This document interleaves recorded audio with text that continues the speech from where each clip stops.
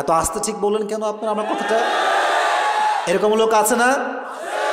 একটা দল বললাম, আর একটা দল আছে, এরা শুরুতে না মাঝখানে আসে। কেমনে আসে জানেন?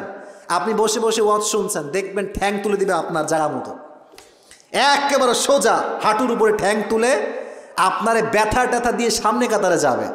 আর আমরা হুজুররা হয়ে গেছি আজকে নেতার চামচা।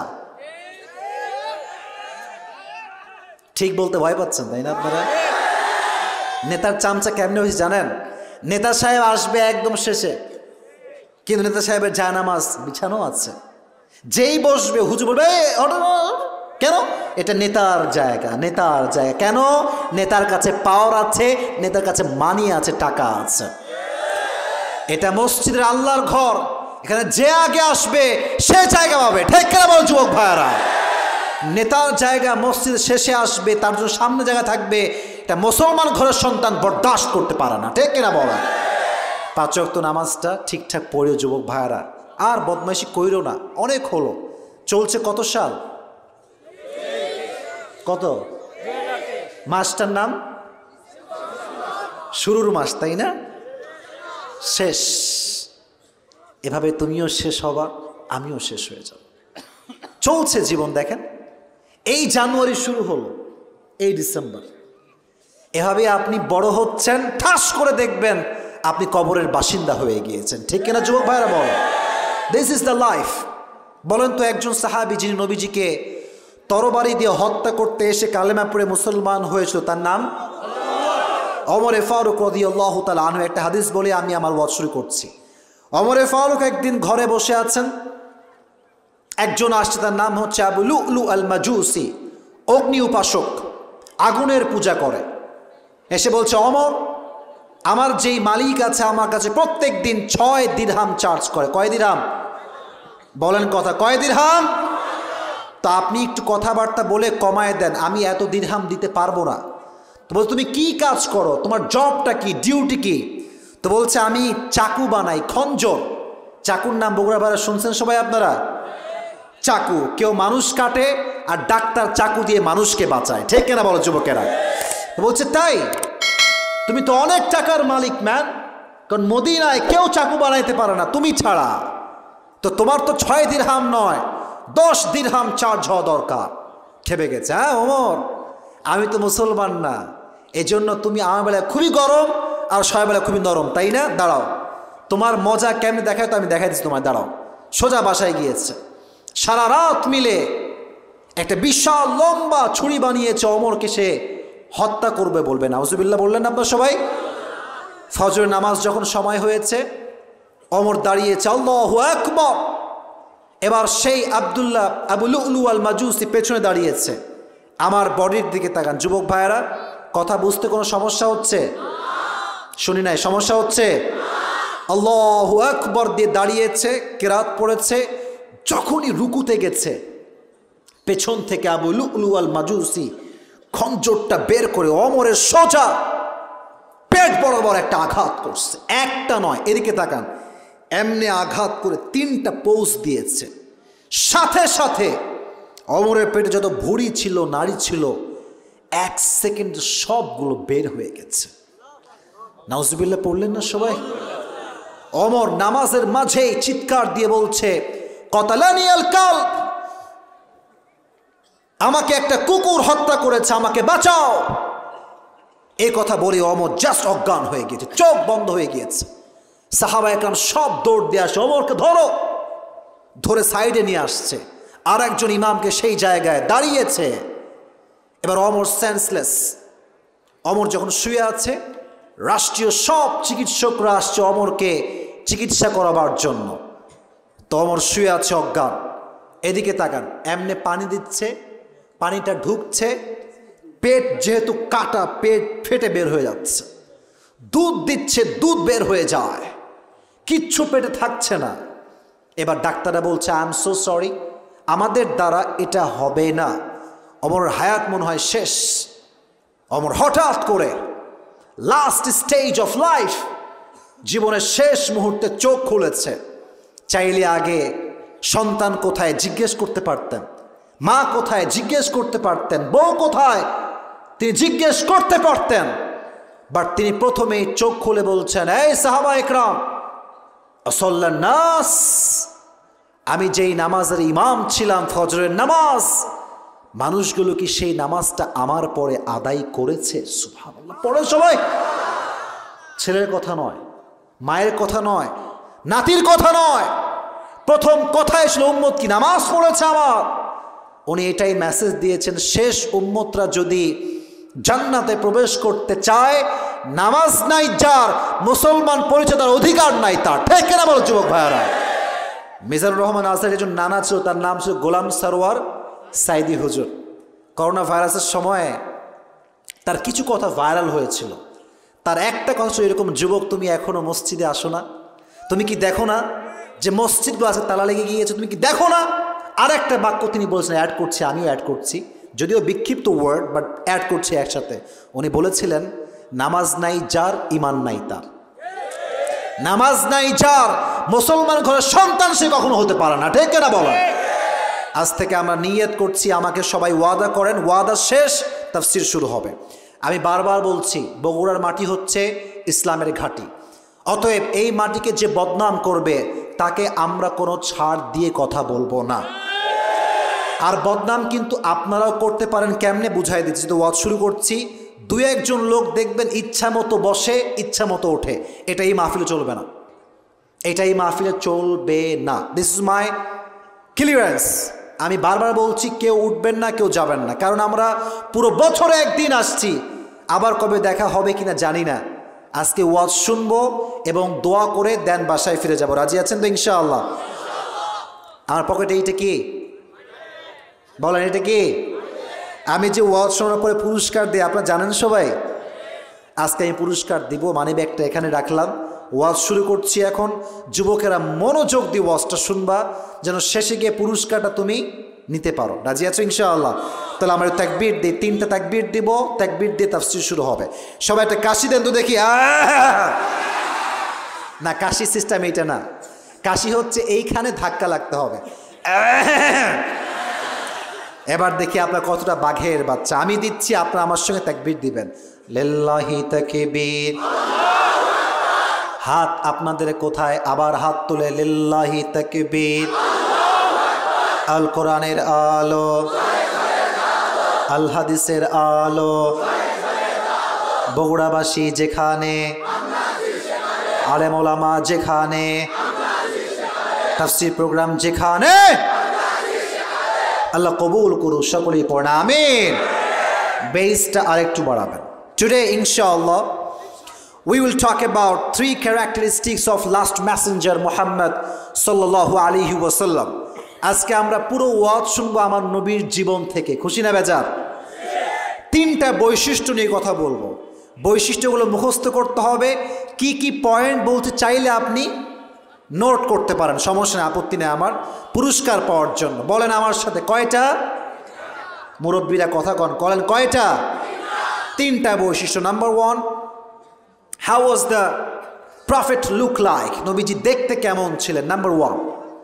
নাম্বার 2 হচ্ছে, how was the behavioural characteristics of last Messenger Muhammad সাল্লাল্লাহু আলাইহি ওয়াসাল্লাম? নবীজির ব্যবহার কেমন ছিল?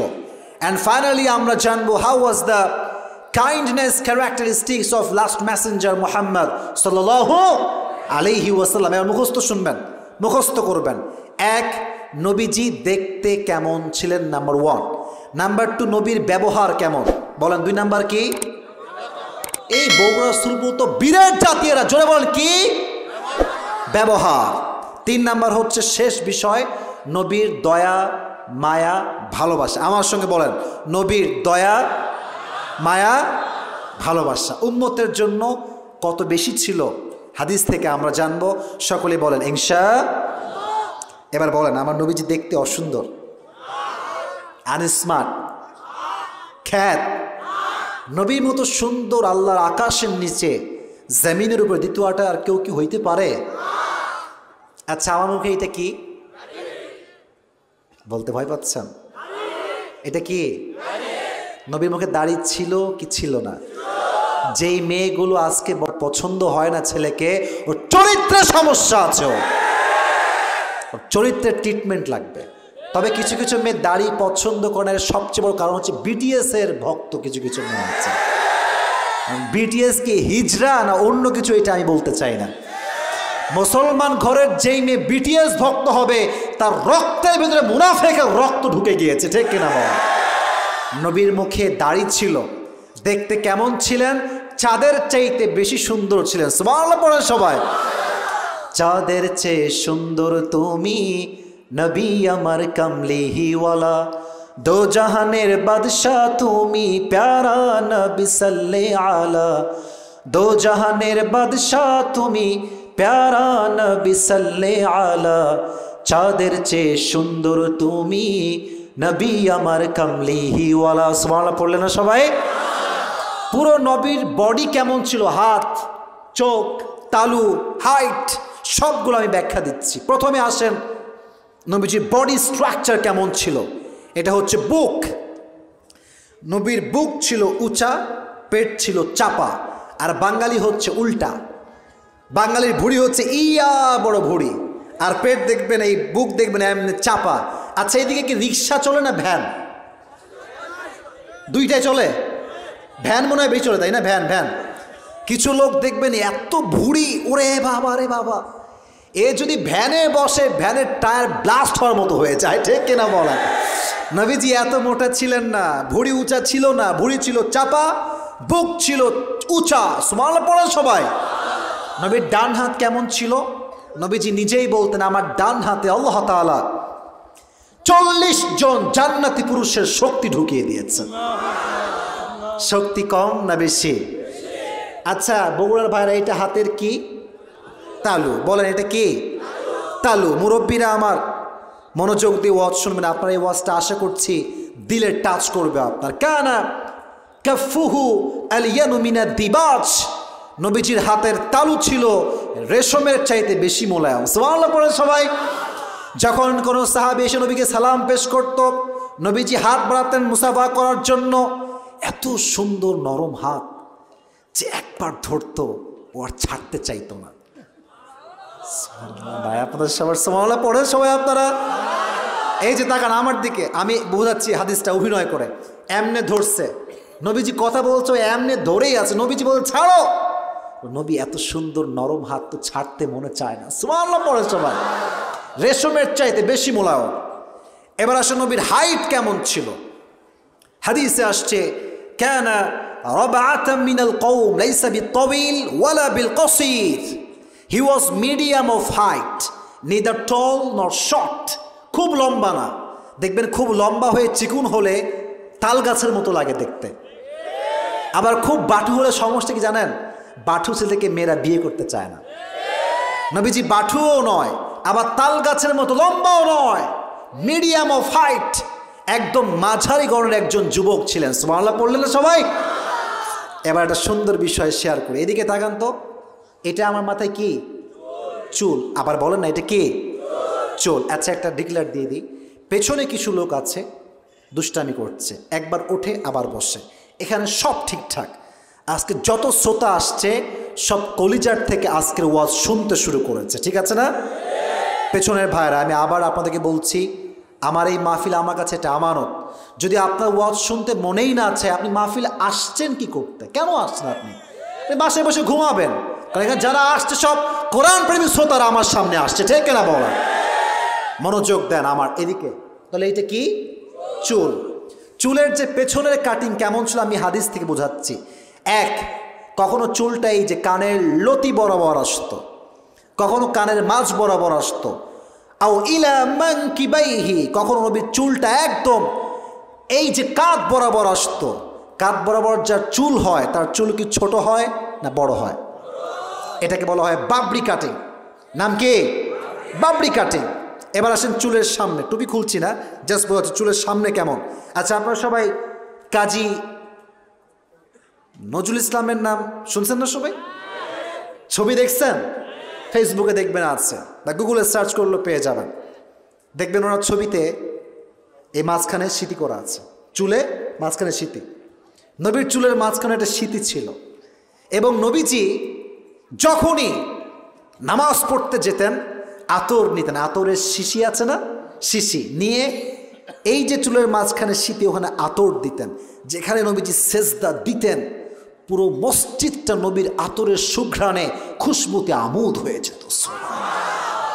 সাহাবা একরাম বলতো এই ঘ্রাণ আসছে কই থেকে? বলতো এটা নবীজির চুল থেকে ঘ্রাণ আসছে। সুবহানাল্লাহ পড়েন সবাই।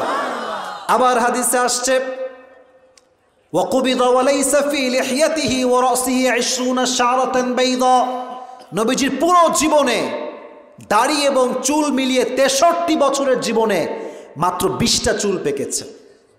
সুবহানাল্লাহ। মায়া পাদের মুরব্বীরা রাগ করবেন না, আজকাল তো 30 বছরে আসলেই যুবকের দাড়িও পেকে যায়, চুলও পেকে যায়, ঠিক না বলেন? নবীর 63 বছর বয়স, একটা চুলও পাকে নাই, একটা দাড়িও পাকে না, সব মিলায় মাত্র 20টা চুল পেকেছে। যখন নবী মারা যায় সাহাবা একরাম বলছে দেখো তাকায় চেহারার দিকে, একজন তাকড়া যুবক দুনিয়ার থেকে বিদায় নিয়ে চলে গেল। সুবহানাল্লাহ। তাহলে কয়টা চুল পেকেছিল যুবক ভাইরা মুরব্বীরা? 20টা। এবার আসেন সুন্দর একটা বিষয় শেয়ার করি। আমার নবীর কপাল কেমন ছিল? প্রশস্ত, এটা প্রশস্ত ছিল। নাক কেমন ছিল? আশাম্মুল আনফ, লং নোজ, লম্বা নাক ছিল, চ্যাপটা না। এটাকে আপনার কি বলেন, বোচা নাকি? নাক চাপা হলে কি বলেন আপনার বগুড়ার ভাইরা? বোচা নাক। নবীর নাক বোচা ছিল না, লম্বা ছিল। আম্মা জান আয়েশা বলতেন আমার ঘরে একটা চাঁদ আছে, এই চাঁদ যখনই ঘরে প্রবেশ করে পুরো চাঁদের আলোতে পুরো ঘরটা আলোকিত হয়ে যায়। সুবহানাল্লাহ পড়েন সবাই। এবার আসেন আমার সর্বশেষ কথা, এটা হচ্ছে আমার পিঠের বাম সাইড। আমার হাত যেই দিক যাচ্ছে ওদিকে চোখ দিবে না, এটা হচ্ছে পিঠের বাম সাইড। ঠিক এই জায়গাতে হাদিসে আসছে কানা কাতিফাইহি খাতামুন নুবুওয়াহ, নবীর পিঠের বাম দিকে ঠিক পিছন সাইডে বিশাল লম্বা একটা মোহর নবুয়া ছিল, মোটা। উনি যে শেষ নবী, তারপরে আর যে কোনো নবী আসবে না, এটা আল্লাহ তাআলা তার পিঠে একটা সিল মেরে দিয়েছে। সুবহানাল্লাহ পড়লেন না সবাই? আপনার সবাই সিসি ক্যামেরার নাম শুনছেন? নাম শুনছেন না আপনার সবাই? আমরা যারা আছি, আমরা সামনে যখন দেখি পেছনে কি হচ্ছে দেখতে পাচ্ছি না। নবীজি এমন এক নবী ছিলেন, সামনেও দেখতেন, পেছনে কি হচ্ছে তাও তিনি দেখতে পেতেন। কেমনে দেখতেন? এই যে মোহরটা আছে এই মোহর দিয়ে তিনি দেখতেন। একবার নবীজি বলছে এই সাহাবা একরাম সবাই বসো, সবাই বসে গিয়েছে। নবী কি হয়েছে? আচ্ছা বলো তোমাদের কারো হক কে আমি নষ্ট করেছি? আচ্ছা নবী কারো হক নষ্ট করতে পারে বগুড়ার ভাইরা? তো একজন দাঁড়িয়ে গিয়েছে, বলছে ইয়েস আপনি আমার হক নষ্ট করেছেন। নাউজুবিল্লাহ পড়বেন না সবাই? বলছে তাই নাকি? এদিকে আসো, এদিকে আসো, কি হক বলো? বলছে নবী যুদ্ধের ময়দানে এক কাফেরকে তরবারি দিয়ে আঘাত করতে গিয়ে আঘাতটা আমার পিঠে লেগেছে, যদি আপনি আঘাতটা তুলতে চান আমিও আপনার পিঠে একটা তরবারির আঘাত করতে চাই। নাউজুবিল্লাহ পড়েন সবাই? আচ্ছা ওমরে ফারুক যে সাহাবী, তিনি কি নরম মনের মানুষ না গরম মনের মানুষ? গরম, রক্ত গরম। ওমর বলছে বেড়া তুই খালি এদিকে আয়, তোর একদিন কি আমার একদিন, তুই নবীর গায়ে হাত তুলবি, তো সাহস কত বড়? নবী বলছে আয় ওমর, এই থামো, দাঁড়াও, ওকে ওর কাজ করতে দাও, সে আসছে। হাদিসটা কি বোঝা যায়? আচ্ছা বগুড়ার ভাইরা আমার কথা বুঝতে কোনো সমস্যা হচ্ছে আপনাদের কারো? সে কাছে আসছে, এইদিকে তাকান, কাছে আসছে, পিঠের কাছে। বলছে নবী যখন আপনি আমাকে আঘাত করেছিলেন তখন আমার পিঠে কোনো জামা ছিল না, যদি আপনি আঘাতটা তুলতে চান, হকটা আদায় করতে চান, আপনাকে আপনার জামাটা খুলতে হবে। এটা শুনে ওমরে ফারুককে আর কে আটকায়, দৌড় দিয়ে আসছে মারার জন্য। আরে বেটা সাহস কত বড়, তুই নবীকে মারবি, তো আবার খালি গায়ে? নবী বলছে আয় ওমর খবরদার, এটা বান্দার হক, স্টপ, থামো। যখন নবীজি এমনে এদিকে তাকান, এদিকে পিঠ তুলেছেন, ও আঘাত করবে এই জন্য এমনে জামাটা তুলেছে। যখন মোহরুন নবুয়া সামান্য চুল পরিমাণ বের হয়েছে, ওই সাহাবী পেছন থেকে দৌড় দিয়ে এসে আঘাত করা তো বহুত দূর কি বাত হে মেরে দোস্ত। যখনই পিঠটা একটু খুলেছে, দৌড় দিয়ে এসে ওই সাহাবী নবীজির মোহরুন নবুয়াতে চুমু খেয়ে ফেলেছে, আর চুমু খেয়ে কাঁদতে শুরু করেছেন, ইয়া রাসূলুল্লাহ মাফ করবেন, আমি আপনাকে আঘাত কেমনে করব, আমার পুরো ফ্যামিলি আপনার জন্য জীবন দেওয়ার জন্য প্রস্তুত। সুবহানাল্লাহ পড়েন আপনার সবাই। কানা কাতিফাইহি খাতামুন নবুওয়া, পিঠের বাম পাশে মোহর ছিল। এটা হচ্ছে আমার নবীজি পুরো দেহের একটা বর্ণনা দিলাম। আমি বারবার বললাম 2-1 লোক উঠবেন না। আপনাদের কি রাত বেশি হয়ে যাচ্ছে? আমাকে কি ওয়াজ 12টার মধ্যে শেষ করে দেওয়া লাগবে? আমি তো উঠেছি 10:45-এর সময়, এই সময় এসে আমি যদি 1 ঘন্টা ওয়াজ না করতে পারি মন থেকে, তাহলে কি আজকের ওয়াজটা সফল হবে? যুবক ভাইরা বলো বলো বলো বলো। তো বগুড়ার যুবকরা তো 2-1 জন ওঠার কথা ছিল না। আমি তো যতটুকু বগুড়াতে এসেছি আমি দেখেছি বগুড়ার প্রত্যেকটা যুবকরা ইসলামকে কলিজার ভেতর থেকে ভালোবাসে, ঠিক কিনা বলো? বিক্ষিপ্ত 2-1 জন যুবক ডান বাম হলে কি হয় জানেন? প্রোগ্রামে একটা বানচালতা তৈরি হয়। আমরা নিয়ত করি, সবাই হাত তুলেন, সবাই এভরিওয়ান রেজ ইউর হ্যান্ড, হাত তুলেন। আমি যা বলি আমাকে ওয়াদা করেন, বলেন সবাই হুজুর। হয় নাই, জোরে বলেন হুজুর। আমরা সবাই ওয়াদা করছি দোয়া করে পুরস্কার নিয়ে তারপরে বাসায় যাব। জোরে বলেন সবাই ইনশাআল্লাহ। এবার যে উঠবে ওয়াদার পরে সে মুনাফিক হয়ে যাবে। হাদিস থেকে বলছি, লা ঈমান আলাহ লিমাল্লা আমানারা লিমাল্লা আমানালা, যার কথা ঠিক নাই আল্লাহর হাবিব বলতে তার ঈমানের কোনো ঠিক নাই, ঠিক কেন বলেন যুবক ভাই? আর একজন যুবক যদি খবরদার উঠেছ, আমার চোখে পড়লে কিন্তু খবর আছে, বারবার বলছি খবর আছে কিন্তু এবার। তাহলে 1 নাম্বার ছিল নবীজি দেখতে কেমন ছিলেন। 2 নাম্বার কি ছিল কে বলতে পারে? ব্যবহার। বলেন কি ছিল? ব্যবহার। তবে এটা বলার আগে আমাকে নলেজ চেক করতে হয়। মুরব্বীদের যুবকদের দৃষ্টি আকর্ষণ করছি। বলেন তো আমার নবীর একজন মেয়ে ছিল, তার নাম? জোরে, আরো জোরে। আর একটা সেকেন্ড কোয়েশ্চেন, ফাতেমার 2টি মাত্র সন্তান ছিল। জোরে জোরে জোরে জোরে। লাস্ট প্রশ্ন, লাস্ট এটাই শেষ প্রশ্ন। হাসান এবং হোসাইনের বাবার নাম কি ছিল? আলী রাদিয়াল্লাহু তাআলা আনহু। আচ্ছা, আমার একটা মেয়ে আছে, আমার মেয়ে যদি কোনো সন্তান হয় তাহলে আমি তাদের কি হই? আর তারা আমার কি হয়? নাতি হয়। হাসান এবং হোসাইন নবীর সম্পর্কে 2 জন নাতি ছিল, জান্নাতি নাতি ছিল। সুবহানাল্লাহ পড়া। আমি শুধু কয়েকটা হাদিস বলবো এখন, যেগুলো হাসান এবং হোসাইনের সঙ্গে নবীজির হাদিস। ব্যবহার কেমন ছিল? মুরব্বীরা, আমার মায়েরা একটু কান খাড়া করবেন, একটু কান খাড়া। যেই মুরব্বী আজকে যুবককে ভালোবাসে, সে মুরব্বী কবরে যাওয়ার পরে যুবক তার জন্য কবরের সামনে দাঁড়িয়ে 2 চোখের অশ্রু দিয়ে দোয়া করবে, ঠিক কেন বলো যুবক ভাইয়ারা? নবীর ব্যবহার কেমন একটু খেয়াল করেন। মুসলমানদের ঈদ কয়টা? ঈদুল ফিতর, আর একটা হচ্ছে ঈদুল আজহা। ঈদের দিন যখন আসতো, নবীজি সুন্দর করে নামাজ পড়িয়ে ফাতেমার কাছে আসতেন, ডাক দিয়ে বলতেন, ইয়া ফাতেমা আইনা লুকা, এই ফাতেমা আমার দুষ্টু 2টা বাবু কোথায়, নিয়ে আসো। তো বলতেন, আব্বাজান একটু বসেন, হ্যাঁ সিট, তারা আসতেছে, একটু বসেন।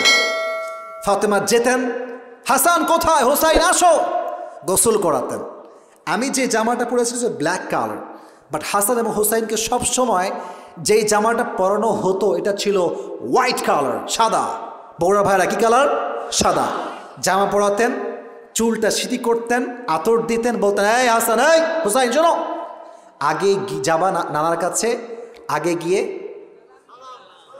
আপনারা বোঝেন না ইঙ্গিত, বলেন কি দিবে? এবার আসেন হাদিসটা বোঝাই। যখনই হাসান হোসাইন ঘর, এটা হচ্ছে ঘর, এটা হচ্ছে গেট, হাসান হোসাইন গেটের কাছে আসবে, সালাম দিবে কি? তার আগে নবীজি সালাম দিয়ে দিতেন। আগে সালাম 1, 2 বলতে, এই হাসান আসো আসো আসো। হাসানকে এমনে জড়ায় ধরতেন, হুসাইনকে এমনে জড়ায় ধরতেন বুকের সাথে। 3 নাম্বার, আপনারা সবাই এই যে মুরব্বীরা একটু মনোযোগ দিয়ে শুনবেন কথাটা, মুরব্বীরা ভালো বুঝবেন যুবকদের চাইতে। এই যে ঘোড়া হওয়া, বোঝেন আপনারা সবাই? ওই যে বাচ্চাদেরকে মাঝে মাঝে আমরা ঘাড়ে উঠাই না ঘোড়া হয়ে, নবীজি নিজে হাসান এবং হোসাইনের জন্য ঘোড়া সাজতেন। পড়েন সবাই, কি ব্যবহার! একদিন এখানে হাসান, এখানে হুসাইন, নবীজি ঘুরতেছে পুরো ঘরে। হঠাৎ করে একজন সাহাবী, তার নাম হচ্ছে আবু যর গেফারি রাদিয়াল্লাহু তাআলা আনহু, আর এক হাদিস আছে তার নাম হচ্ছে জাবের, এসে দেখছে নবীর পিঠে 2 জন সন্তান ঘুরতেছে, হাসান এবং হুসাইন। ও দেখে বলছে, আল্লাহু আকবার, ইয়া রাসূলুল্লাহ। কি কপাল! হাসান হোসেনের কি কপাল, কার ঘাড়ে উঠেছে তাকান একবার, বিশ্বনবীর ঘাড়ে। নবীজি বলছে, এই থামো, কার ঘাড়ে কি বলতেছ তুমি?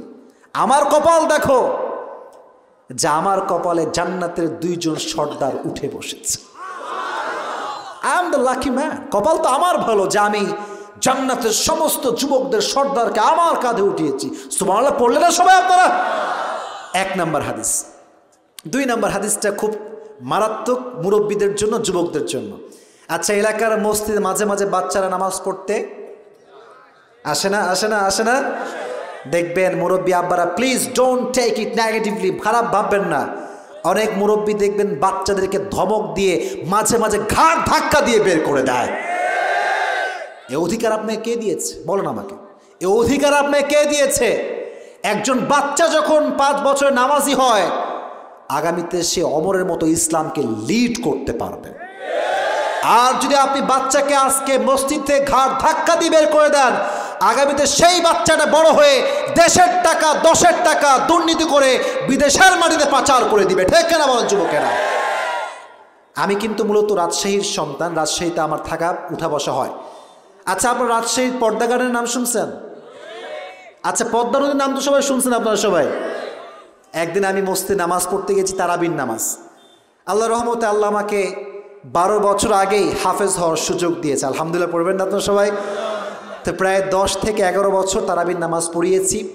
প্রায় সময় একাই তারাবির নামাজ পড়েছি, খতম তারাবি। তো লাস্ট ইয়ার, এই যে গত বছর যেটা ছিল, তারাবির নামাজ পড়াইতে পারি নাই, অসুস্থ। 7 মাস প্রোগ্রাম করে কি আর দেহ থাকে ভাই? অবস্থা খারাপ। এটা বলছি হাদিসটা বলার জন্য, এটা আমি বলতেছি। নামাজ পড়তে গেলাম, পদ্মা নদীর পাশে একটা বড় মসজিদ আছে। এখন ভাইরাল হওয়ার পরে পড়ছি মহা বিপদে। যেখানে নামাজ পড়তে যাই, যুবকরা নামাজের পরে আমার ভিডিও করা শুরু করে। আচ্ছা, একজন মানুষ নামাজ পড়তেছে, কেউ যদি তারা ভিডিও করে, ও নামাজে কি যুবক ভাইরা মনোযোগ আর থাকবে? তা আমি মোটামুটি মাস্ক টাস পরে একদম ঢেকে ঢুকে গেছি নামাজ পড়তে। প্রথম কাতারে দাঁড়িয়েছি নামাজ পড়বার জন্য। ওই একজন কই যায়, ওই একজন কই যায়, একজন, সবাই বসে আছে, একজন যায় কেন? না থামেন। আচ্ছা, আমি বলি একটা বিষয় বলি, মাঝে মাঝে মা কল দেয়, এই তুই কোথায় রে, ঘুমাবো আমি, জলদি বাড়িতে আয়। এটা আমি জানি, কারণ আজকে আমি বক্তা, একসময় আমি অডিয়েন্স ছিলাম। তো 2-1 জন লোক উঠবে, that's not a big deal. But আমার একটা বিশ্বাস, 100 ভাগ লোক ছিল, 5 ভাগ লোক গেছে, 95 ভাগ লোক এখনো আছে, দোয়া করে তারা বাসায় ফিরবে। ঠিক কেনা বলেন যুবক ভাই? তো নামাজ পড়তে দাঁড়াইলাম, আল্লাহু আকবার দিয়েছি, তারাবির নামাজ শুরু। হঠাৎ করে ছোট্ট একটা বাচ্চা নানার সঙ্গে আসছে, না না আমি বাড়ি যাবো না, না নামাজের মধ্যে। আমি মনে মনে ভাবছি, তোর যে আজকে কি হবে একমাত্র আল্লাহই ভালো জানে। নামাজের মধ্যে আমার এই চিন্তা অটোমেটিকলি মাথায় চলে আসছে, যেই কাজ সেই কাজ, চিন্তার সঙ্গে সঙ্গে তাই হলো। সালাম ফিরাইছে, আসসালামু আলাইকুম, আসসালামু আলাইকুম। যখন সালাম ফিরাইছে, এক মুরব্বী, খাইস্টা মুরব্বী, বাপ রে বাপ, যে কই থেকে আসছে মেয়েটা, রাজশাহীর বা কই থেকে আসছে মেয়েটা, ধর ডেকে ধর। এমন ধমক দিয়েছে, বাচ্চার জায়গায় কান্না শুরু করছে। আর নানাকে বল, নানা তুমি আমাকে এখনই বাড়ি নিয়ে চলো। তো বাচ্চা যখন মসজিদ থেকে বের হয়ে গিয়েছে, আমার মনে হয় ওই বাচ্চা মনে মনে বলছে, ইয়ে তো হাম গে ইয়ার, ওর হাম কবি ভি ওয়াপস নেহি আয়েঙ্গে। ঠিক কেনা বলো যুবক ভাইয়ারা? তওবা করে গেছে যাওয়ার সময়। তো আপনাকে অধিকার কে দিয়েছে? এবার হাদিস শোনেন। নবীজি একবার নামাজ পড়াচ্ছেন, ঠিক জোহরের নামাজ। আমরা রুকুর পরে কোথায় যাই? কথা বলেন আমাকে, বলো কোথায় যাই? সেজদায় গিয়েছেন, সেজদা থেকে আর ওঠে না, 5 মিনিট 6 মিনিট 7 মিনিট ওঠে না। সাহাবা একরাম বলল, কিরে নবীজি কি মারা গেল নাকি, কি সমস্যা নবীজির? তো সব সাহাবি তো একরকম হয় না। প্রথম কাতার এক সাহাবি সেজদার থেকে এমনে, কি হইল নবীজির, ওঠে না কেন? তো দেখতেছে নবীজির কাঁধে এখানে হাসান, এখানে হুসাইন বসে আছে। তো ভাবতেছে, আমি যদি হাত দিয়ে নামাই দেই তাহলে তো ম্যাটার খালাস, নবীজি উঠে যাবে। তো ওই পেছন থেকে এদিকে আমার হাত, ফলো মাই হ্যান্ডস, 2 হাত দেখেন, এমনে বাম হাত বাড়াইছে ওদেরকে নামাবে বলে। নবীজি পেছন থেকে ওর হাত শক্ত করে ধরছে, খবরদার, আমার নাতি যতক্ষণ পর্যন্ত আমার কাঁধে আছে আমি নবী সেজদাতেই থেকে যাব, সুবহানাল্লাহ, আমি উঠবো না। কেন? যদি আমি উঠে যাই ওরা কষ্ট পাবে, আগামী তারা নামাজ নাও পড়তে আসতে পারে। নবী যদি বাচ্চাদেরকে মসজিদে রেখে দেয় ভালোবেসে আদর করে, আপনি কোন বাপের সন্তান হয়েছেন যে মসজিদ থেকে বাচ্চা আপনি তাড়িয়ে দিবেন? ঠিক কিনা বলেন যুবক ভাইয়েরা? খবরদার এই কাজ আপনারা করবেন না। 2 নম্বর হাদিস। 3 নম্বর হাদিস বলছি, একবার নবীজি 2 কাঁধে হাসান এবং হোসেনকে নিয়ে বের হয়েছেন বাসা থেকে। একজন গ্রাম্য লোক আসছে শহরে নবীকে দেখার জন্য। দেখছে নবীর 2 কাঁধে 2 জন সন্তান বাচ্চা, নবীজি হাঁটতেছে। আচ্ছা, আমাদের দেশের প্রধানমন্ত্রীর নাম কি? কথা করে নাম কি? যদি মনে করেন বগুড়ার এই রোডে আপনি গেলেন, দেখছেন শেখ হাসিনা হেঁটে বেড়াচ্ছে, 2 কাঁধে 2 জন বাচ্চা আছে, মাথায় কাজ করবে? কি রে, প্রধানমন্ত্রী রাস্তায় হাঁটতেছে?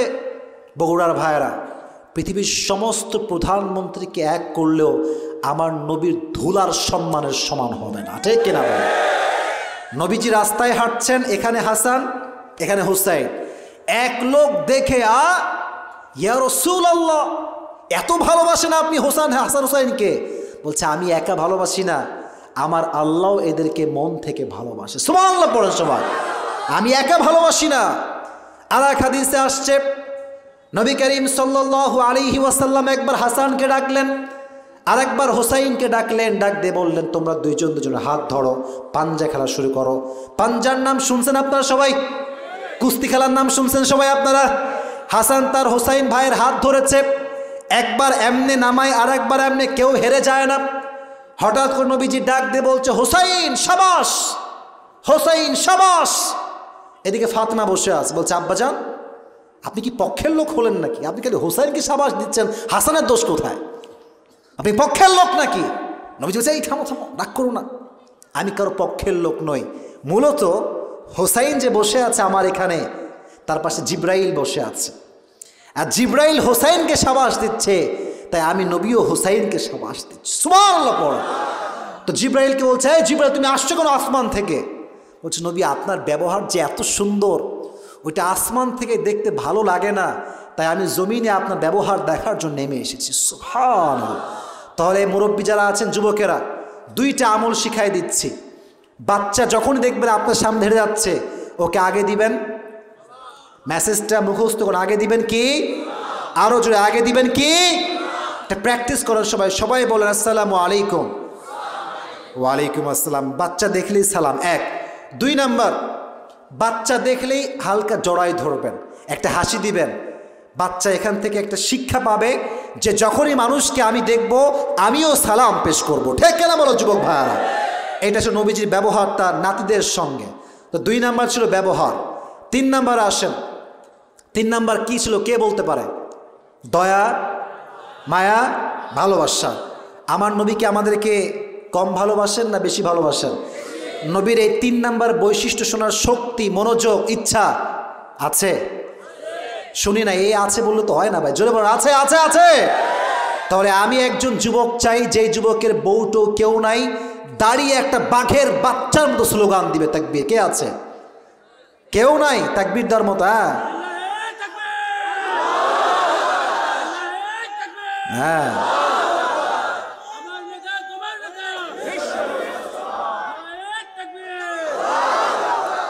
জোর নাই রে ভা, জোর নাই। আমি দিচ্ছি একবার, লিল্লাহি